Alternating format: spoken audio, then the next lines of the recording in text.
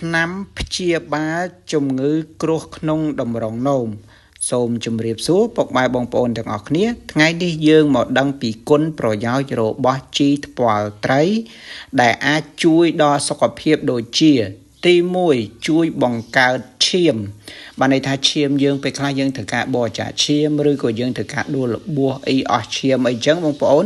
គឺអាចជួយបង្កើនឈាមយើងបានទី2ជួយព្យាបាលមុខមុនបាទវិធីព្យាបាលមុខមុនយើងយកជីនឹងបុកឲ្យមាត់លាយជាមួយអំបិលតិចតិចបិទកន្លែងមុនទី3ជួយព្យាបាលមុខចំបាទធ្វើដូចវិធីព្យាបាលមុនដែរទី4ព្យាបាលជំងឺទឹកនោមផ្អែមយើងឧស្សាហ៍ហូបជីនេះឲ្យបានចាប់ពីមួយអាទិត្យទៅ2អាទិត្យគឺព្យាបាលទឹកនោមផ្អែម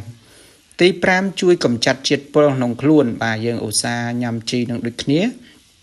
ទី6ជួយព្យាបាលជំងឺទល់លាមក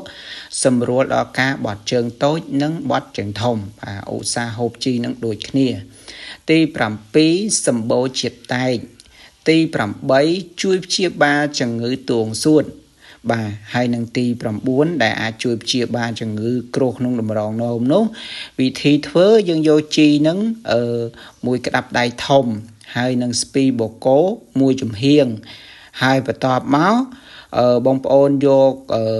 គ្រឿងផ្សំពីរមុខនេះដាំរងាស់ឲ្យសល់តែទឹកប្រហែលជាមួយកូនចានហើយចាំយកមកហូបធ្វើបែបនេះរយៈពេល1ខែបានដឹងលទ្ធផលសម្រាប់បងប្អូនដែលកើតជំងឺគ្រោះក្នុងតម្រងនោមបាទបញ្ជាក់ឲ្យបងប្អូនយកជីថ្ពាល់ត្រីមួយដៃហើយស្ពីបូកូមួយចំហៀងបាទស្ពីបូកូមួយចំហៀងវាអាចជា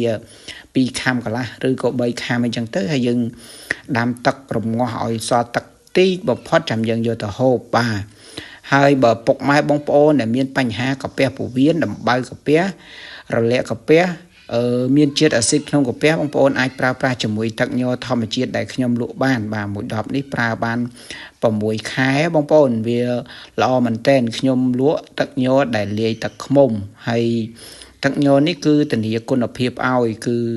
បានន័យថារបស់ល្អពិតៗណាមិនមែនលាយផ្ដេសផ្ដាស់ទេបងប្អូនណាបាទ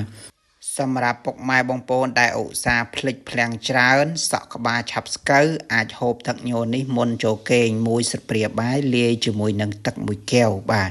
គឺល្អមែនតែនបាទអញ្ចឹងពុកម៉ែបងប្អូនដែលចូលចិត្តដើរលេងកន្លែងមនុស្សអ៊ូអរច្រើនអាចទិញកាបូបនេះទៅប្រើបានមួយតែ10000ទេមានទាំងខ្នាតតូចនិងខ្នាតធំបោះក្មេង